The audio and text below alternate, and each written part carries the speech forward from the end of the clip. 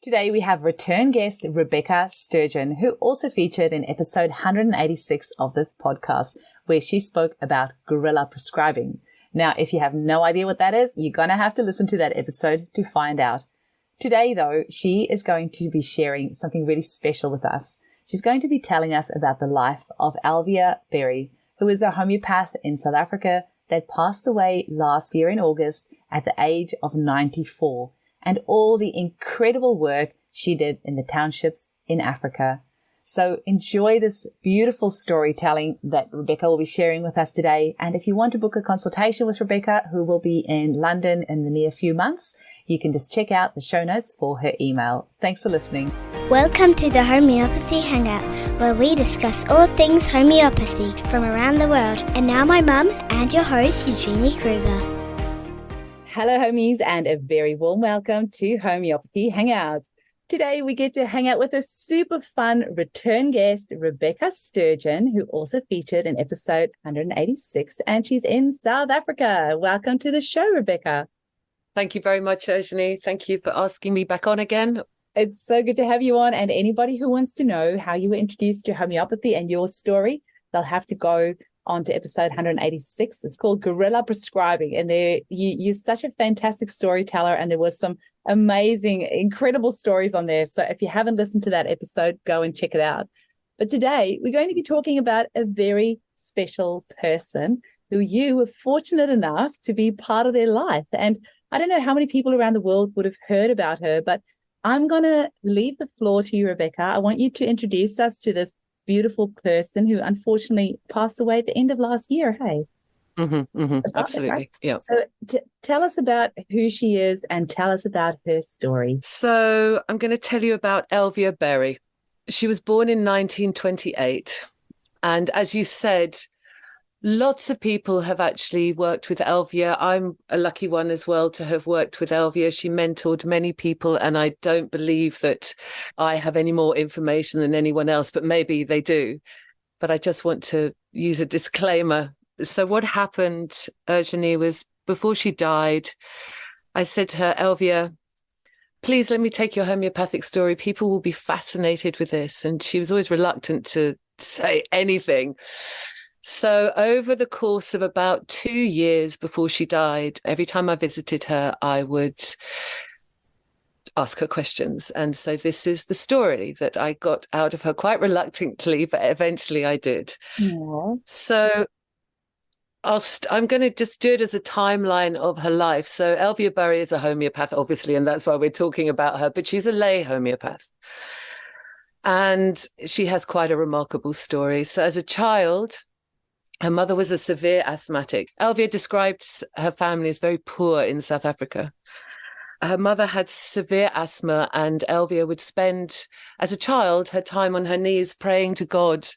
God would give her mother's asthma, and so her mother would stop suffering. And Elvia's father had been told not to pander to her mother because it's not a good idea for asthmatics. So her father would ignore the mother's severe illness, and Elvia was sort of, like I say, on her knees praying. And she believes that is her beginnings to wanting to help, her desire to help, and also her rather profound spiritual connection that carried her through her life, and she hugely leaned into, if you like. Her mother died at around 50 years of age, and Elvia always said it was from the drugs, not from asthma. And she is adamant that asthma cannot kill, it's the drugs that kill. Mm. So she was quite an unusual little girl, as we can hear. She received a scholarship when she was 17, 18 years old and began to fly. And she was also a dental assistant, and she would do bush flying into rural areas and pull people's teeth and help them with their dental issues. And so she was doing that for about 10 years, and she was unmarried at that time, and she thought she would never get married. Mm. And then she met her husband, Alex. Now, Alex went on to be the CEO of Unilever. So when she met him, he was already quite high up in Unilever. He was the CEO of Unilever for the Southern Hemisphere of the world. So he was quite a man, I would imagine. I never met him. And they went on to have 3 children. And about the age of 35, 37 years old, she meets Narayani, Norma Harmon, in Durban, South Africa. And in a pharmacy, and her interest in homeopathy begins. But because of her husband not liking anything that's unconventional and her not liking anything that's allopathic, they were sort of at odds all the time around what to give. So she didn't really pursue homeopathy very much at that time. And then when her son is about 3 years old, they are going to the UK. They're going to the UK for Christmas. And after Christmas and a trip to Austria to go skiing, Alex is going to go to America for 3 months to Unilever to study. And she's going to go back to South Africa with the 3 children. They get to England and it's cold and it's wet. And her 3-year-old son, Guy, who is a homeopath too, now is wheezing and struggling with breath. He's got severe asthma. And they go to, I think it's the Natural History Museum. And she says to Alex, you go with the other 2 boys. I'll stay here with Guy because he can't go round. He just has no energy there. So she sat there on this seat in the Natural History Museum. She just prayed, like, what can I do for my son? I don't want to give him the drugs. That's what's killed my mother, all the things that us mothers will do.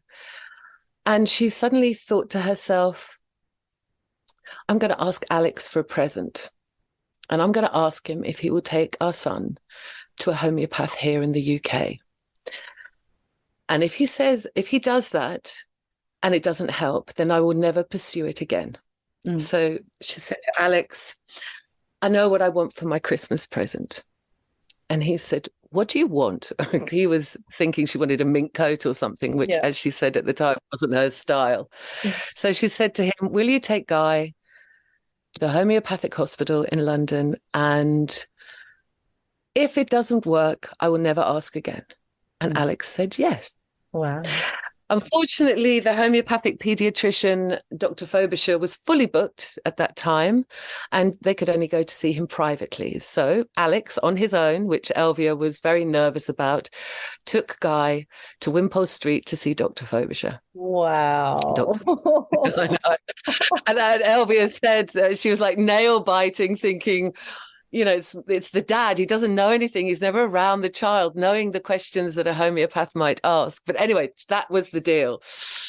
So he comes back with their son, and the remedies appear the next day, and they leave for Austria to go on a skiing holiday.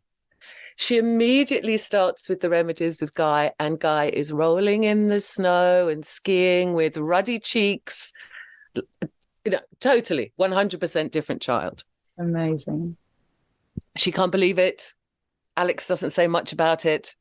But when they land back in the UK, she goes straight back to Dr. Frobisher and says, you know, this is a miracle, my son, my blah, blah, blah. And Dr. Frobisher says to her, it will come back. It will come back. That's what I would expect. It will come back lessened and lessened and lessened, but you do need a homeopath in South Africa. Mm.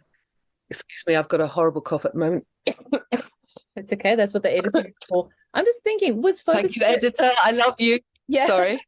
Was Frobisher ever one of the queens? Was he ever physician to the Queen? I believe he was. Yes, exactly. He was, exactly. Yeah. So she gets into his office and he pulls out this book. He's trying to find this homeopath for her in South Africa, and he looks in this enormous telephone directory. I'm sure everyone remembers those, or I hope they do. And there was this enormous telephone directory of homeopaths around the world. And there were 3 in South Africa and none of them anywhere near her. So Frobisher looks at her and says, my girl, you're going to have to do this yourself. And Elvia said she could hear bells ringing. It sort of makes me want to cry. Oh. And slapping her on the back and saying, go for it, girl. That's my answer to you. She's always wanted to help, and here it was. So Frobisher gave her some books and gave her some tips, and off she went back to South Africa, and Alex back over to the United States of America. 3 months later, so as she lands back in South Africa, everybody says to her, what's happened to your son? What's going on? Can you treat? Can you do? So she started treating people straight away. Wow. 3 months when Alex comes back, she picks him up from the airport and she says to him, if there are cars in the driveway, they're my patients. Wow. And that was the only conversation they ever had in probably 35 years till he died around her being a homeopath. Oh my gosh. Was this, because I think when I interviewed you last, you mentioned something about Frobisher giving her a radionics machine as well, right? Yeah, I'm going to get to that. Okay, yes. sorry, I'm jumping the gun. Sorry. No, darling, it's totally fine. It's such a weaved story. Elvia's life is such a weave. It's so beautiful. So she takes over. She becomes a locum for Norma Harmon, Narayani, when Narayani goes to India. She's getting involved. They then have to relocate to Argentina for Alex's work. And because of her connection to Frobisher, he got her into the Spanish homeopathic lectures. And I apologize profusely for not being able to say these names correctly in advance. Candegabe, Male Elizalde, yes, and Pashiro. She went to their lectures and she didn't speak Spanish. So she'd go to all of these lectures with a Spanish dictionary, a burqa, and her notebook. And none of the homeopathic doctors wanted her in the lectures because she was a lay person, but because of Frobisher, she was in. So that was really remarkable. She said those lectures were just astounding. She was totally blown away.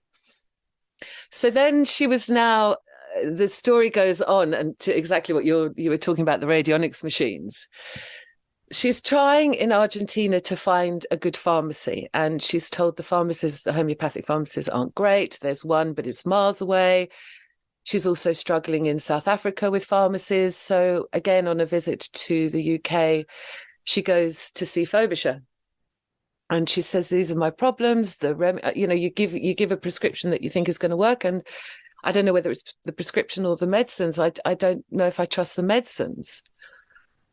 So Frobisher said to her, I am experimenting with a machine currently for somebody I know called Malcolm Ray, who is a total recluse. You'll be lucky if you see him, but this is his address. So in that respect, Frobisher was testing radionics machines, but he was doing it privately or secretly, or I'm not quite sure what word to use. So he didn't want everyone to know that he was trying them out. A lot of people, as we know, don't have a lot of faith in radionics, but I was actually taught on them as well. So I had no qualms ever working with radionics with Elvia. Anyway, back to the story. So she goes to this place above I think it was an electrical shop in some street in London, finds Malcolm Ray's secretary and immediately connects with her. And the secretary says, look, I'll see if I can get him to come. I'll see what I can do. So she goes in and talks to Malcolm Ray and then opens the door and says, he'll see you. So again, Frobisher opened another door for Elvia. And then she goes in and she talks to Malcolm Ray and she gets 2,000 cards for him and the radionics machines, goes back to South Africa, starts using them, great success. And they have this lifelong relationship, her and Malcolm Ray. And he actually made for the Mission School of Medicine, which was the volunteer work that Elvia did for a number of years, and I also was involved in with her. He made a well the size of a bucket so that we could make up to 100 remedies at a time because we were making so many for the students in Africa. Anyway, I'm jumping the gun, but we had a number of wells that we used, but that was enormous. It's beautiful well. You say wells? What do you mean? Oh, so when you're making radionics remedies, you put the blanks with the bottle into a well, a hole, basically. Okay, gotcha. So we needed an enormous one to do all the remedies we were doing for the students in Africa. Okay. Because my machine has got an extension plate, so you kind of attach the extension plate, and then you can put all the extra bottles on that extension plate. Oh, I see. Yeah, but I see what you're saying. So the well was really large, so you could put several bottles in there and actually transmit that into like 10 or 20 bottles at the same time. Yeah. Hey, amazing. Exactly. Amazing. Yeah. but that is also a bit further on in the story as well. Oh, no. Okay. I'll be quiet now. I know. Honestly, her life story is something remarkable. And I'm giving you the headlines. There's a whole bunch that I'm not giving you as well. Mm-hmm. That will be in Clever H Mag in October. So she's back in South Africa. I no idea of timings now. We never really got to that. It was right at the beginning that I had some sense of timing. And she has a very wealthy South African patient who is also a lay homeopath, but she doesn't think he practices.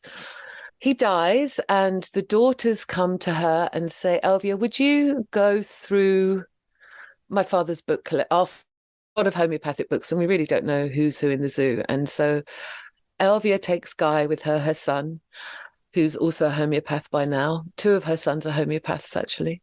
Oh, and they go to his house. Do you know where they studied? Like, did they study in South Africa in the end, or in? No, UK, both UK. London, okay. Amazing. Wow. Yeah. And they go through this incredible first editions, Clark's books, signed by Clark, Burnett, I mean, you name it.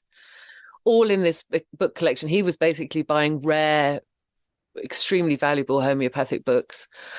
And so she put them in, and she said it was a nightmare. You know, you can imagine, like they don't know what these are. I could really play it in my favor here, but obviously she didn't. She put all the rare and explained to them what they were, and all the other ones her and Guy took and then distributed amongst the homeopathic community. However long later it was, one of the daughters turns up at Elvia's house with a sheath of papers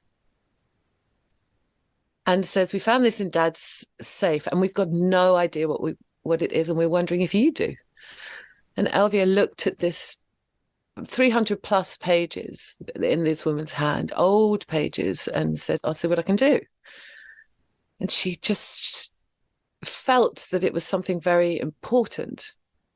And so she thought it was German. So she went to see a German friend of hers, and her friend said, no, this is old German. I can't translate this for you. And when Elvia got home, she said above her head was the book Chronic Diseases by Samuel Hahnemann, as we all know and love. And she reached up for it and realized that what she held in her hands was the first, let me get this exactly right, part of Chronic Diseases. There's 3 parts. She had the first part in her hands, handwritten in Old English by Samuel Hahnemann. Old German, yeah. Wow. Old German in her hands. She was so shocked. She was so blown away. Elvia never swore, but she did at that point. She was like, shit. She couldn't believe what had been presented to her. I mean, she's always said she felt she was in I'm using my language now, but some sort of slipstream because of Frobisher, Malcolm Ray, and now these papers in her hands. And she had a box made for them and put them in the corner of the room. And she said every night she went to bed, she'd see this box and it was like a fire in the corner of her room. And she knew she shouldn't have it. She knew the whole time, the whole 12 years. And she took it to England and she took it around and she took it to the Durban College. And nobody really wanted to talk to her because she's a lay in South Africa. Nobody really wanted to talk to her because she was a lay practitioner. And eventually she decided, in fact, Alex said to her, he said to her, that's not meant to be yours. And she said, I know. And then she took it to Stuttgart, the Homeopathic Museum in Stuttgart, and where it is today. Wow. And where it is a temperature-controlled room. And it's the only writing of Samuel Hahnemann's they've ever found. And it came to Elvia in South Africa. Wow. That's unbelievable. That book could tell a story, hey, of its travels. Yeah, all its travels. She said he uses a massive S as his signature. And she actually got some of the pages photocopied, or all of them, I think she said, and gave them to the Stuttgart Museum as well. She wanted to keep some back, but because of giving this precious away, she gave them everything. I quickly want to jump in there. I heard an interesting thing about Hahnemann, because Hahn is actually means rooster. So that I apparent signature as well, he would sometimes draw a rooster and then a man, like Oh my word. man after that, like rooster and then man. Because we Oh say haan. I wow. mean, That you is might know the so word as cool. well, because in Afrikaans we say haan for rooster, and Oh Hahnemann, like no it's way. rooster as well. Yeah.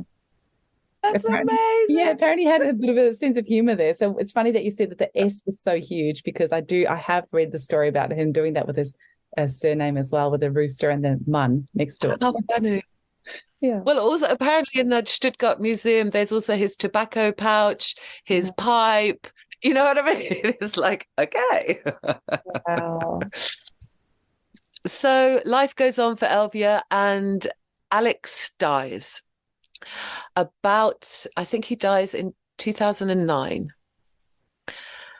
And from that moment on, she said to me, her wings were opened. She could fly, homeopathically so. Her married life to Alex, as you can imagine, with being the CEO of Unilever, she described it as a multitude of dinners and entertaining and cooking. You know, it was constant for her when he was around. And she couldn't practice homeopathy freely. So she, as she said, as her life always did, a remarkable thing happened to her. She was asked to talk to 25 to 30 African bishops and pastors in the Anglican church in Hermanus, where she lived, about homeopathy, which she duly did.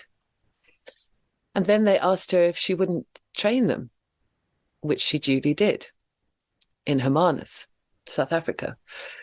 She was found out by the authorities and she was threatened with imprisonment or a heavy fine. So from that moment on and up until lockdown, basically, Elvia travelled into Africa, teaching approximately 30 bishops and pastors every time she went to Africa. They were sourced through the churches. For the bishops and pastors would decide who they thought in their congregation would be a good person to be a homeopath. And in the end, it was actually just mainly bishops and pastors that she taught. She gave everything freely. She's such a remarkable woman. She paid for all their transport and for their accommodation so we could gather all the students to one place. She then gave them all their remedies and a book that we taught from. It was a very simple teachings, and we taught really complex, quite complicated things, chronic things as well. HIV, things that probably in Europe you're not allowed to do. So I'm not going to run into them here. And there were quite a few mixes, cholera mixes, and other things that she made up, because there's a lot of waterborne diseases here and diarrheas here. And so we really focused, whenever we interviewed the students, we asked them, what's going on in your area? So we would focus our teaching specific to their area. So some people have malaria, some people don't. Some parts of Africa do something. So we had to really tailor it for each area. Wherever we got to, the bishops and the pastors would have about 30, 40 people ready for us. And we would teach in a little church hall, basically, always dark, no electricity, broken windows, no chairs, that sort of story. We'd stay in the most humblest of accommodations.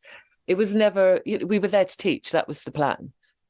And it was always, the few times I went with her, it is the most remarkable experience. But her whole thrust to do this was she discovered the Mission School of Medicine in the UK, which they gave all missionaries a 3-month training in homeopathy before they went out into the field. She thought this was a remarkable thing to do for lay people, because she was a lay practitioner and had gone through a lot of hoops because of it, but also had been so rewarded.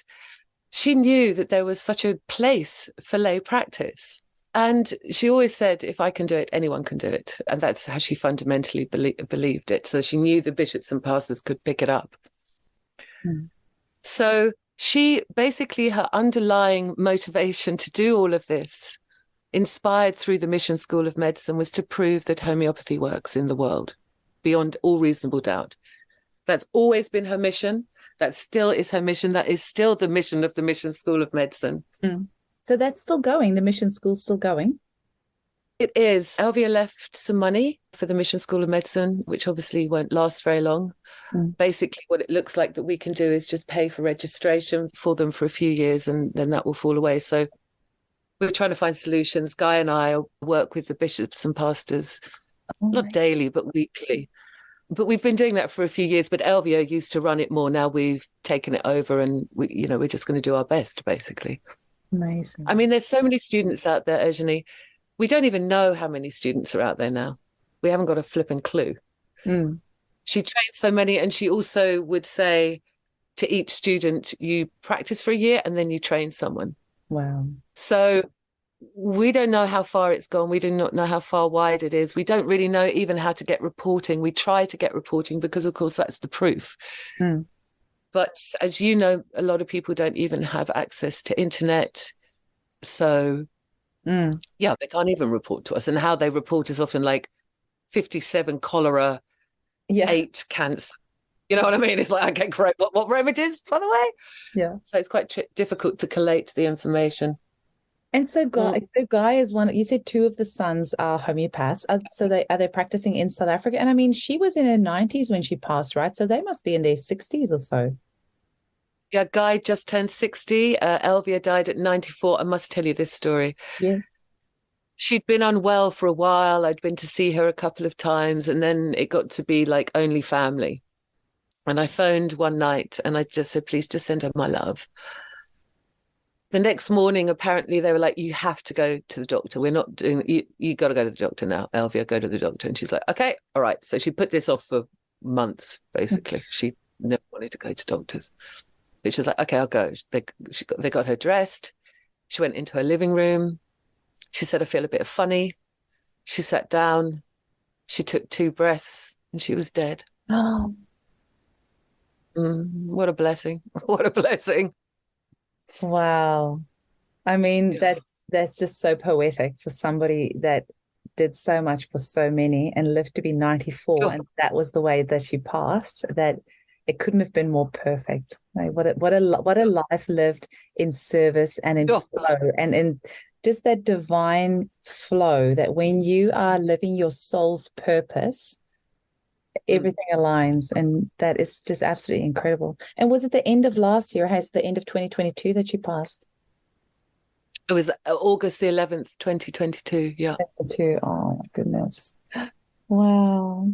Oh, no. And we only met because both of us volunteering away, not knowing each other. And when I got threatened with deportment for practicing, that's how I got to meet her, because a patient sent my email to her.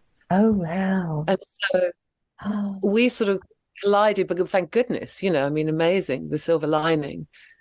And so, I mean, Elvia was volunteering in townships for years as well, obviously before I got here. And so we immediately connected because we were already in that outlook of working in that way.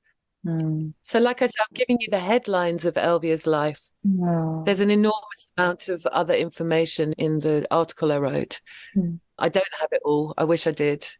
I wish I could have spoken to her forever and ever and ever. She was such a mine of information and such a lady, but she would disarm anyone. She was tiny. She was diminutive, but you looked into those blue eyes and you couldn't say no. Oh, absolutely incredible. She once told me, she said, Rebecca, if you don't immediately go into Africa, the whole Mission School of Medicine is going to collapse. I was like, okay, thanks, Elvia. Incredible. Now, you said that you were going to write a book as well, but you started off with an article coming out in Clever Homeopathy magazine in October. Yes. But then hopefully you do end up writing a book as well.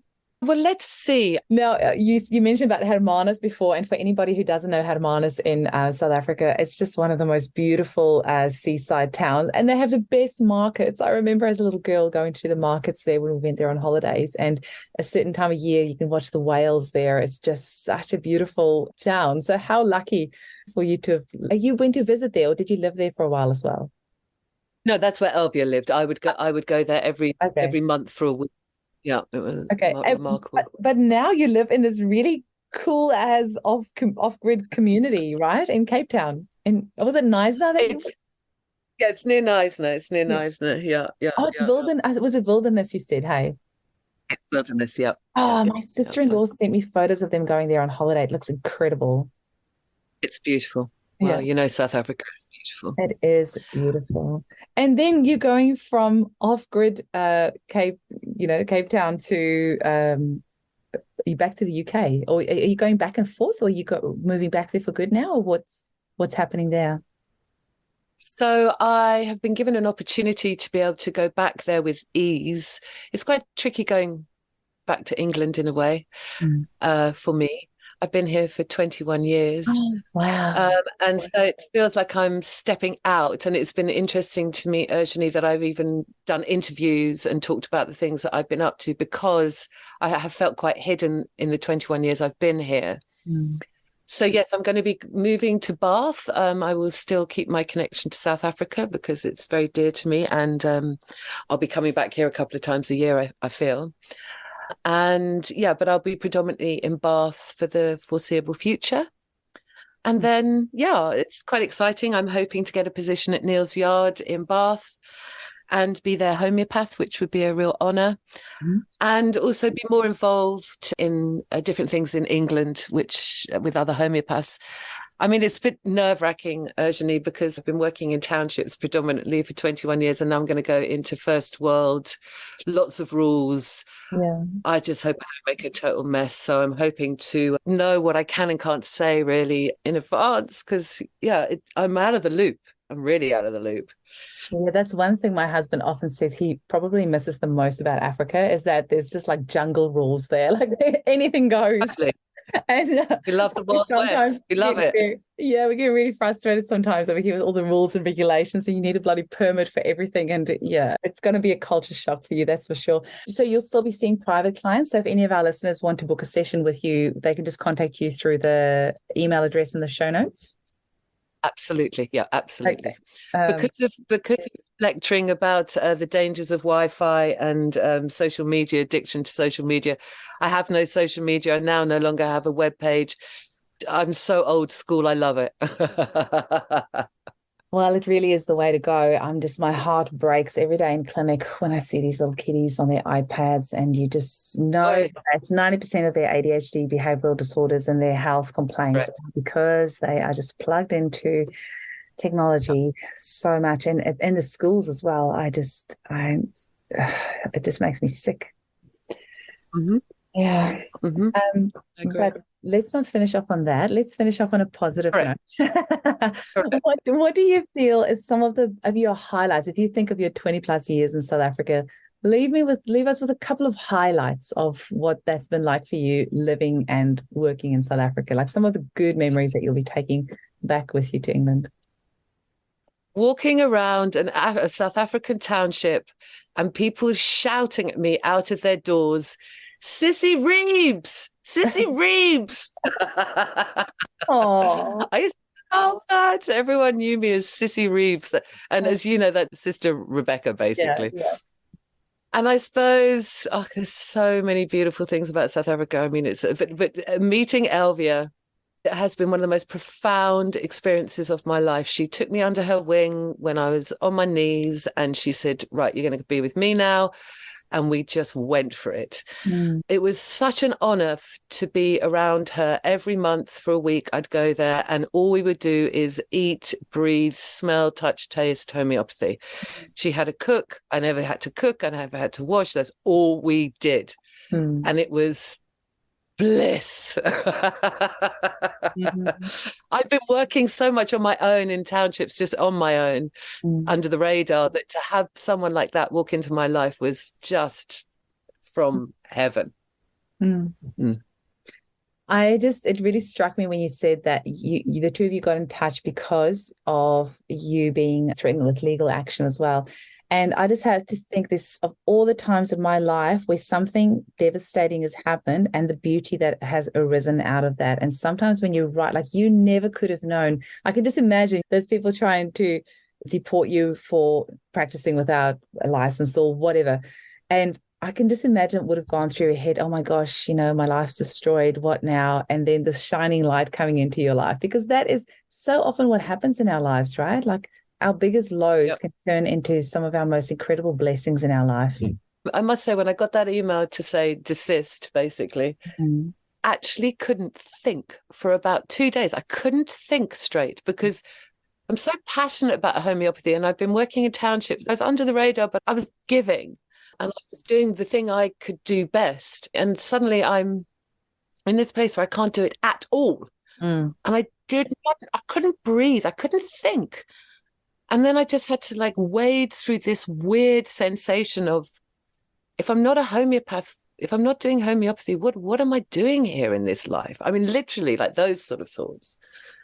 And then about a month later, I get this email from Elvia and like, wow, okay. Okay, we've got a plan. So yeah, it was remarkable, remarkable. Well, Rebecca, it's really lovely to chat with you. I really hope I get to meet you in person at the conference in Bali in September next year. Yes, exactly. There's going to be a few people coming from the UK that have said that they're coming. Two of our organizers are from the UK as well. So I hope you can all hop on a flight together and come over there, because there's going to be some really cool stories being told under the banyan tree at the end of the night, I think. Just making it sound very romantic, Urgently. We'll all be there under the banyan tree. It is. Well, we are going to be every night. We're going to have dinner under the banyan trees, and every morning we're going to do yoga under the banyan tree. So yes, it's going to be very, very fun. Thank you so much for coming on the show and sharing Elvia's story. It's really so inspiring and so uplifting and just beautiful to hear her story. And so few people around the world would know about her outside of South Africa, probably. So I think this is going to be really beautiful for our listeners around the world to listen to. So thank you for coming on and sharing that. And my absolute total pleasure. And thank you, Elvia, for bringing your light into the world.